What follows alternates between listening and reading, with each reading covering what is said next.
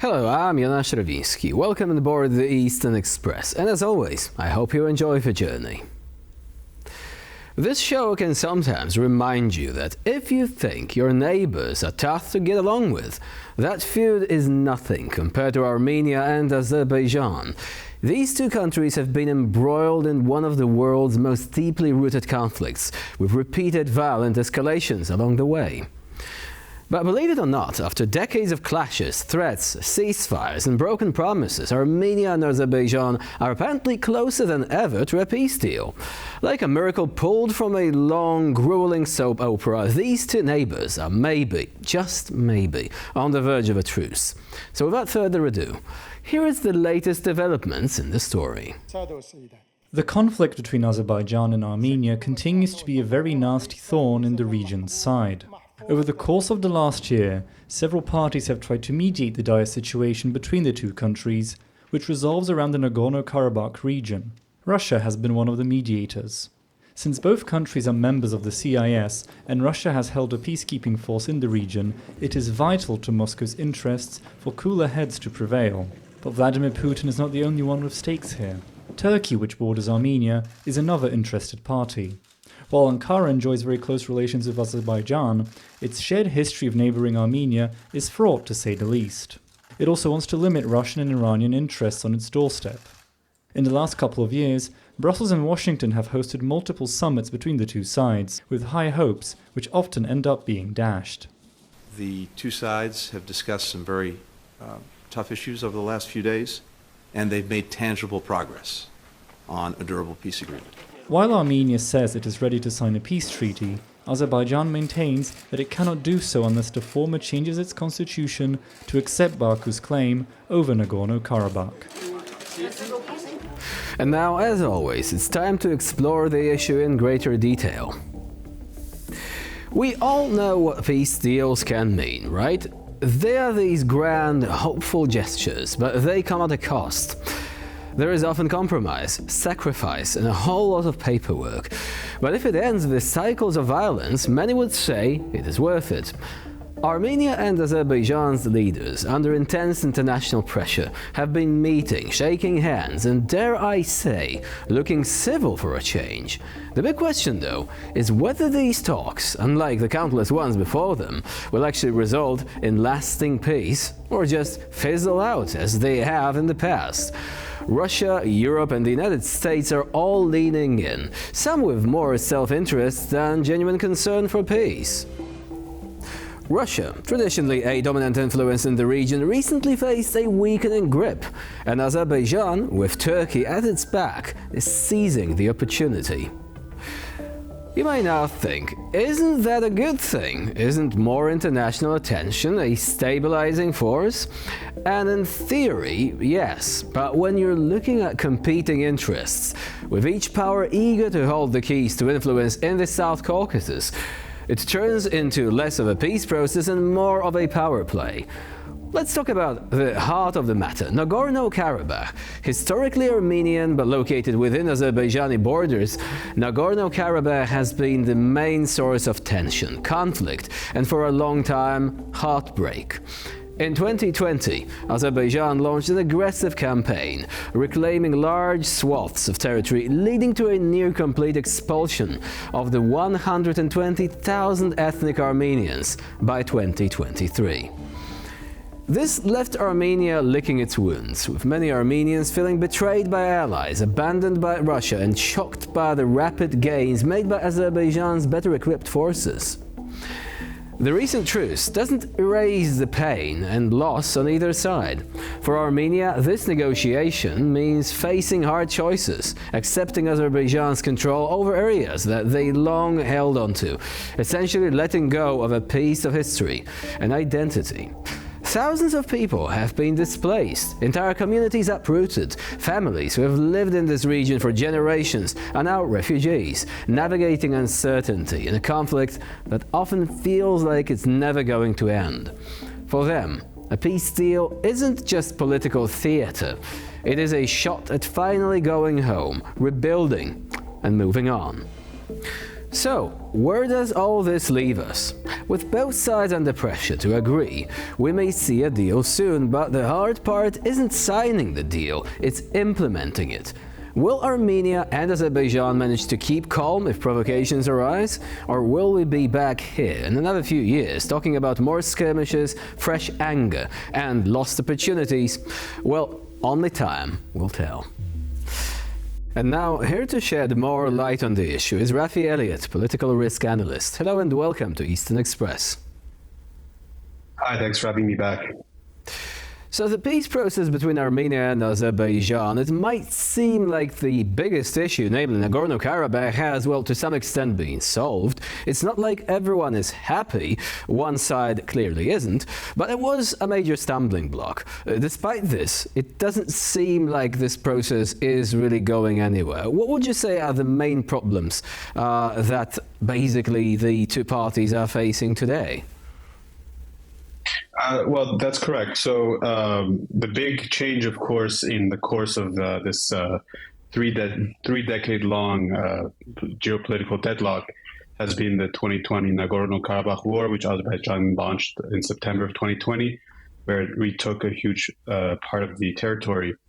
And then a ceasefire brokered by the Russians on November 9th of that year had 9 points in it, which called for an immediate cessation of hostilities, a return of certain territories around Nagorno-Karabakh from the Armenian army control to Azerbaijan, as well as the unblocking of regional connectivity, which is one of the main issues which until now continues to be a sticking point, particularly when we're talking about what the wording of that point actually means. In the meantime, though, between 2020 and today, Azerbaijan has actually either flaunted or just negated a number of these points, namely by essentially orchestrating the ethnic cleansing of the entire 120,000 people strong population of Nagorno-Karabakh last September. So those points. Would you say that this qualifies as, because this is actually a contentious point, obviously. Would you say that this does qualify as ethnic cleansing? I mean, the vast majority of people simply left; they were not exterminated. So, how do you actually qualify this? Because naturally, if you ask someone in Azerbaijan, they will say, "Well, this was all fine." If you ask in Armenia, naturally, the positions are going to be quite different. So. How do you basically, approach the, the definition and then, transposing this definition to the actual facts on the ground? So this isn't actually a matter of opinion. It's actually a matter of semantics. I mean, there is a very clear accepted definition of what ethnic cleansing means in international law. And to be clear, massacres are one thing, genocide are another thing. Ethnic cleansing is a category in and of itself, and you could ethnically cleanse a territory without killing a single person. The end result, of course, is that in September of 2023, there was 120,000 Armenians who were living on their ancestral land, and then by October 1st, there were zero, and they have not been allowed a chance to return, and that actually is where the definition, the UN definition of an ethnic cleansing comes in. Azerbaijan claims that these people all simply left by their own will, either to spite them, or some even say out of racist reasons that they did not part of an Azerbaijani state. The reality, of course, is that the Azerbaijani government engineered a situation in which they blockaded the region for 9 months, created a starvation situation, and then launched a war that basically pushed everybody out within a 3-day period. So in 3 days, 120,000 people left the homes that they have been maintaining for generations upon generations. After they left, the Azerbaijani state then systematically destroyed their homes, their churches, and bulldozed the territories that included cemeteries and other cultural monuments of significance. So I hope that clarifies that issue. So can Armenia count on any support from the international community? Because on the other hand, as you've mentioned, there were generations of people living there. The Armenian culture would actually, continue to develop, leaving many, architectural monuments, places of cultural heritage. And as you're saying, they were, placed in this sort of perilous situation following the takeover of this territory. They were literally destroyed. brick by brick. But on the other hand, you also had the position that under international law, this territory never belonged to Armenia, it belonged to Azerbaijan. So would you say that Armenia does still have a case, perhaps, when it comes to some sort of remedy against what is being done, despite the fact that on paper, this was simply Azerbaijan reasserting its control in, consistently with what the international law said, insofar as the right to this territory was concerned? So I think it's important to distinguish two very distinct elements at play here. The first one is the question of territorial integrity and sovereignty versus the right of self-determination of a people. And here I would like to clarify that at no time has the Republic of Armenia claimed any territory of the Republic of Azerbaijan since this conflict began. It was always framed the Armenians of Nagorno-Karabakh as a decision of their own to gain their own sovereignty. They conducted a referendum in 1991 and won independence from the Soviet Union roughly 2 months before the Republic of Azerbaijan did. And the conflict essentially was based on whether or not Nagorno-Karabakh has a right to govern its own affairs, and if choose so, also join Armenia. That is one matter, and in that point of view, yes, Nagorno-Karabakh is internationally recognized, including by Armenia, by the way, as the territory of Azerbaijan. But then in 1990, Azerbaijan was recognized as the official territory of the Soviet Union, and borders change sometimes, usually through civil agreement, not through ethnic cleansing. The second matter that needs to be brought up is that humanitarian law is different from the question of sovereignty. Whether or not the people of Nagorno-Karabakh deserve to be separate from Azerbaijan, if they are part of Azerbaijan and therefore they are under Azerbaijani law, Azerbaijani citizens, then they have a right to enjoy security, protection, and to simply live in their territory. And the government of Azerbaijan has deliberately and systematically ensured that that would become impossible. So overall, there are many grievances there. It's not likely that the two countries will simply say, okay, let bygones be bygones, let's look towards the future and so on. But there are also issues here and now which make it even more difficult to reach a lasting agreement. So what about those? For example, the Zanggazor Corridor. Do you think that this is likely to be the biggest bone of contention there, insofar as these two countries being able to sit down, sign a peace agreement, and then naturally continue to respect what was agreed upon in the near future?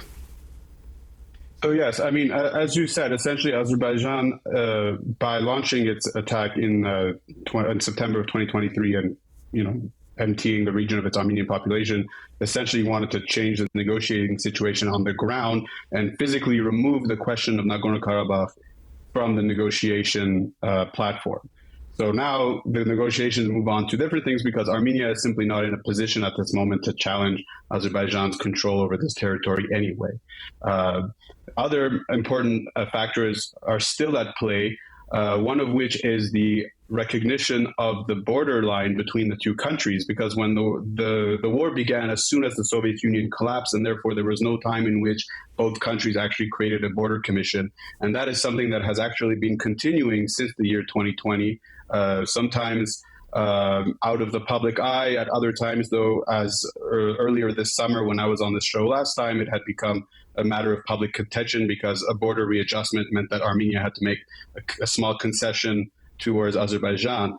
But the ninth point of the original November ceasefire agreement is specifically about the reopening of corridors. And this actually is a big debate on semantics, because the Azerbaijanis continue to refer to this as the Zanggazor Corridor, as you just named it yourself, whereas the Armenians point out that the ceasefire document signed by the three presidents and prime ministers of Armenia, Azerbaijan, and Russia do not use the word corridor at all, because the term corridor implies a sovereignty exchange, meaning, and what the Azerbaijanis want is the ability to build a road through Armenian territory in which they would have extraterritorial control, or at least by the Russian FSB.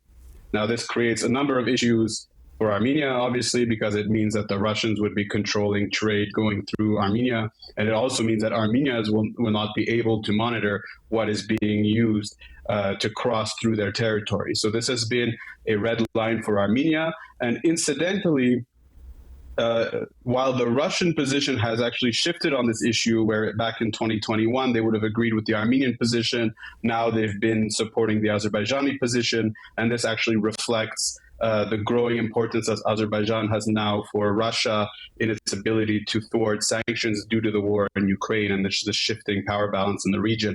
But Iran has actually stepped up to become the biggest guarantor of Armenia's sovereignty on that border for its own needs, right? So the other matter, though, is that despite the fact that Armenia continues to meet the requirements both of the ceasefire agreements and of the negotiations, as I said earlier, they agreed to a small concession on the land demarcation. They've agreed to offering maps of the landmines and a bunch of things. It seems, though, that Azerbaijan continues to add new conditions that were not there before and often seem to be deliberately designed to be impossible to accept. For example, the latest condition that Azerbaijan placed requires Armenia to rewrite its entire constitution because it claims that the constitution makes an indirect reference to territorial claims on Nagorno-Karabakh. Now, the way this claim works is that the preamble of the Armenian constitution references the Armenian Declaration of Independence, which in turn references a 1989 agreement by the Armenian Supreme Soviet, which has the word Nagorno-Karabakh Autonomous Republic in it. So it's a very convoluted claim. It seems to be designed to humiliate Armenia by trying to get maximal concessions to literally change their constitution for the sake of peace, or it's designed deliberately rejected by Armenia. Azerbaijan can then claim that Armenia is stalling the negotiation process. We want peace, but Armenia won't change the constitution. Of course, unlike Azerbaijan, which is a dictatorial regime, in Armenia, changing the constitution would require the formation of a new commission, as well as a referendum, and likely will take 3 to 4 years. So even if Armenia were to simply abide by Azerbaijan's demand, that would basically push the peace process back several years for no discernible reason. Armenia, on its hand, though, has offered an alternative proposal in which the main points of contention that have already been agreed upon by both sides and even ratified by the Supreme Courts of both sides would serve as a basis for a phased peace agreement, meaning that they would agree on principle on the matter of peace and then in a new format, then agree on these little differences, including transport corridors and things like that. Armenia's alternative, by the way, to the Zanggazor Corridor is what the Armenian Prime Minister Nikol Pashinyan is calling corridors of peace, which is basically just opening all of the roads and having regular customs checkpoints like any other country on Earth. So, of course, this is Azerbaijan negotiating from a position of strength. And what is certain, and unfortunately that's the only certain thing, is that human drama and human tragedies will probably continue until this process is resolved, which may still take time. Rafi Elliott, our guest today. Pardon me for interrupting. I know you want to leave me here, but just to maybe clarify one part here. It is trying to negotiate from a position of strength, but also a fleeting position of strength, because they are aware that time is not on their side, and they're trying to get maximal concessions as fast as they can before the balance of power readjusts, and it might not always be in their favor. And this realignment, of course, is a separate story, a very interesting one, but one that unfortunately we do not have time to analyze today, perhaps in the near future, after Armenia had to realign itself in the wake of these events, still doing so. Rafi Elliott was our guest today here on TVP World. Thank you very much for joining us and for sharing your expertise. Thanks for having me on the show. And now we're moving on to Eastern News Flash, a series of all the other stories from the East that you really don't want to miss. As changes are expected in U.S. foreign policy in the wake of the elections, which took place on the 5th of November, Ukrainian President Volodymyr Zelensky has already warned Western partners about the dangers of capitulating to Russia. Just days after Donald Trump's victory, he made a strong statement, calling such a potential decision suicidal. The Ukrainian president did not waste his opportunity at the European Political Community Summit to remind everyone of what was at stake. He warned, just hours after Kiev and Odessa were struck by a massive Russian missile attack, that giving up in light of Moscow's invasion would be suicidal for Europe. While Zelensky has revealed parts of his own victory plan, he says he is not aware of any of the details of Trump's alleged plan. President-elect Trump himself has said he would end the war very quickly, though many world leaders have been skeptical about his approach. If we win, I think we're going to get it resolved very quickly. And staying on the topic of Ukraine, here's something quite interesting. Ukraine is apparently expected to reopen one airport by the end of January 2025. Here is more. In what may come as a surprising development to many, Ukraine is hoping to have Lviv or Boryspil airports resume operations very soon. Sources say that as many as 5 or 6 airlines could relaunch flights from Ukraine as early as January. Experts are pointing to Lviv airport being the more likely candidate for reopening, while President Zelensky is hoping that Boryspil is the first. Since the start of the full-scale invasion, Ukraine's airspace has been closed to all flights due to risk of Russian attacks. Should some flights be permitted, they would all have to be heavily insured, and such a decision would still have to be approved by Ukrainian air defense. There have been even more developments around Ukraine and Russia. The United Kingdom recently announced its largest sanctions package against Moscow-linked entities in the last year and a half. The new sanctions impose punitive measures on 56 people and entities connected to Russia's war machine. This also includes a mercenary group operating in Africa, such as the Africa Corps, which is a successor to the infamous Wagner Group. An individual involved in the 2018 Novichok attack on Russian double agent Sergei Skripal in England has also been sanctioned. This latest sanction package is but another in the long list of economic measures the UK has taken against Russia following its invasion of Ukraine. London has been one of the most consistent parties when it comes to imposing sanctions on Russia and its subsidiaries. And speaking of Russia and its allies, one of them, namely Iran, has decided to become a player in the global space race. Tehran has launched its first private satellites into orbit with the help of a Russian Soyuz rocket. The current decade seems to be seeing a revival of interest in the space race all across the globe. With the US, Russia and China having already made significant steps into space, Iran seeks to join their ranks. Russia and Iran have been working very closely over the last few years, supporting each other in the wake of Western sanctions. The launch of 2 Iranian private-made satellites, Kovsar and Hodhod, emphasizes just how close this relationship is becoming. This, in turn, will have serious geopolitical implications.